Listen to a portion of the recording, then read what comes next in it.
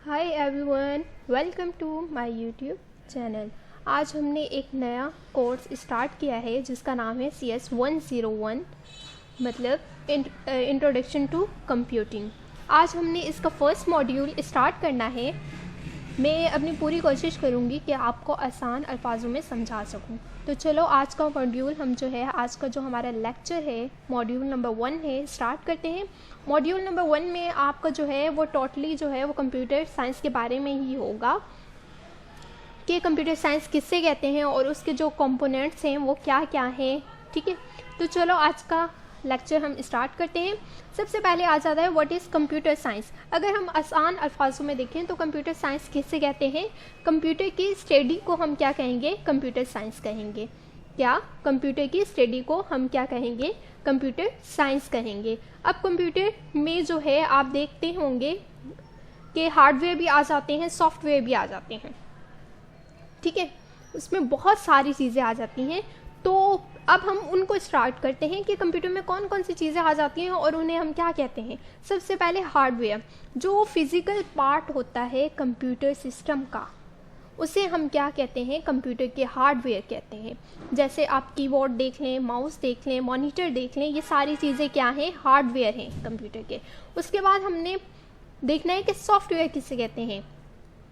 जो भी हम कंप्यूटर में सॉफ्टवेयर इंस्टॉल करते हैं, जैसे अगर यहाँ पे कोई प्रोग्रामिंग का स्टूडेंट होगा, उसने डेफ-सी इंस्टॉल किया होगा, तो वो क्या है? वो एक सॉफ्टवेयर है। तो वो क्या हुआ, एक हमने इंस्टॉल किया उसको, तो वो कंप्यूटर का एक सॉफ्टवेयर बन गया। तो सॉफ्टवेयर किससे कहते हैं? जो हम सॉफ्टवेयर इंस्टॉल करते हैं उसे हम क्या कहते हैं? कंप्यूटर का सॉफ्टवेयर कहते हैं। उसके बाद हमारे पास आ जाता है प्रोग्रामिंग, कि प्रोग्रामिंग हम किससे कहते हैं? प्रोग्रामिंग ये कि जैसे हमें कोई टास्क दिया जाता है, ठीक है, फिर हम उसको सॉल्व करते हैं, उसकी कोडिंग करते हैं और कंप्यूटर को इंस्ट्रक्शन दे रहे होते हैं कि आपने ये चीज़ें करनी है, तो उसे हम क्या कहेंगे? प्रोग्रामिंग कहेंगे। उसके बाद हमारे पास आ जाता है नेटवर्क, कि नेटवर्क किससे कहते हैं?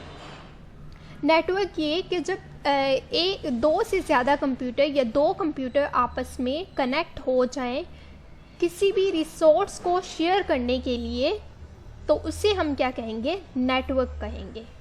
क्या कहेंगे? नेटवर्क। उसके बाद हमारे पास आ जाता है कि ग्राफिक किससे कहते हैं? ग्राफिक, जैसे हमारे कंप्यूटर में कोई पिक्चर है, ठीक है, ये सारी जो पिक्चर है, हमारी जो इमेज है, आपको पता है कि वो पिक्सल से बनी हुई होती है। अब पिक्सल किसे कहते हैं? अब जैसे ये हमारी लैपटॉप की स्क्रीन है, ये डिफरेंट डॉट्स, मतलब यहाँ पे डॉट डॉट हैं, डिफरेंट डॉट से मिलके पूरी स्क्रीन बनी हुई है। अब वो एक डॉट क्या है? पिक्सल है।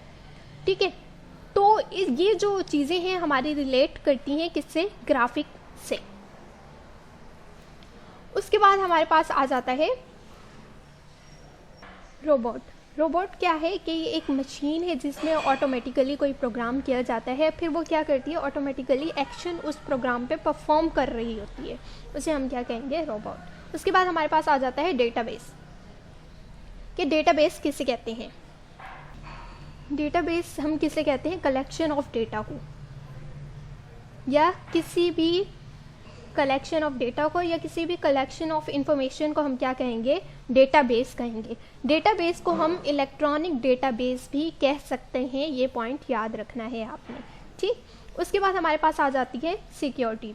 सिक्योरिटी आपने देखी होगी, आपके कंप्यूटर में बहुत सारी चीज़ें होती हैं, जैसे आपकी कोई वीडियो, इमेज, आप चाहते हैं कि अनऑथराइज्ड पर्सन से वो सिक्योर रहे, मतलब उसके पास वो ना जाए, तो उसमें क्या होता है? कंप्यूटर में ये भी ऑप्शन होता है आपके पास कि सिक्योरिटी। ठीक है, उसके बाद हमारे पास आ जाता है एल्गोरिदम सॉल्यूशन। एल्गोरिदम किसे कहते हैं? सेट ऑफ इंस्ट्रक्शन को, जो किसी भी प्रॉब्लम को सॉल्व करने के लिए कंप्यूटर को इंस्ट्रक्शन दी जाती है, उसे हम क्या कहेंगे? एल्गोरिदम कहेंगे। उसके बाद हमारे पास आ जाती है इंफॉर्मेशन प्रोसेसिंग। यहाँ पे हमारे पास इंफॉर्मेशन टेक्नोलॉजी मतलब IT की बात हो रही है।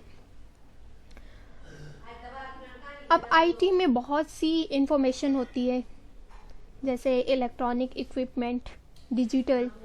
ठीक है, यहाँ पे इंफॉर्मेशन प्रोसेसिंग में इसकी बात हो रही है। उसके बाद हमारे पास आ जाता है computer science applications. Computer science में कंप्यूटर साइंस में जो इसकी एप्लीकेशन है वो क्या है, ये कंप्यूटर जो है वो कहाँ कहाँ इस्तेमाल होता है। तो बैंक्स में, हॉस्पिटल में, पाक आर्मी में, फ्रीलांसिंग में, इस तरह बहुत सी जगह है जहाँ पे कंप्यूटर इस्तेमाल हो रहा होता है। ठीक है, उसके बाद हमारे पास आ जाती है लोकल जॉब मार्केट। यहाँ पे हमें मतलब कंप्यूटर साइंस से रिलेटेड जो जॉब है उसके बारे में बताया हुआ है। ठीक है, ये सारे जो चार्ट बनाए हुए हैं आपने एक दफ़ा देख लेने हैं, ये सारे जॉब से रिलेटेड हैं। ठीक, फिर इंटरनेशनल जॉब मार्केट, यहाँ पे भी यही है कि कंप्यूटर साइंस से रिलेटेड जो है वो टॉप पर कौन सी जो हैं वो जॉब्स हैं। ठीक,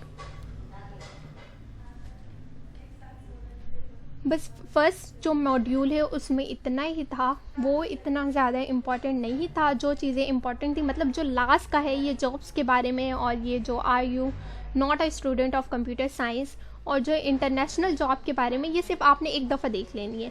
और ये जो ऊपर ये चीज़ें हैं ना कि कंप्यूटर साइंस की एप्लीकेशन, ये तो आपको बच्चे को आती होगी कि कंप्यूटर कहाँ कहाँ इस्तेमाल होता है, बैंक्स में, हॉस्पिटल में। अब उसके ऊपर जो कंप्यूटर की जो कंपोनेंट्स थे, ये कह लें हार्डवेयर, सॉफ्टवेयर, ग्राफिक्स, इन सब को आपने जहन में रखना है, एक तरह से समझ लेना है कि इनकी डेफिनेशन क्या है। जब आप ये समझ लेंगे तो आपका मॉड्यूल 1 कंप्लीट हो जाएगा। उम्मीद करती हूँ आपको मॉड्यूल 1 समझ आ गया होगा। अगर समझ आ गया है तो लाइक, कमेंट, शेयर ज़रूर कीजिएगा। अल्लाह हाफिज़।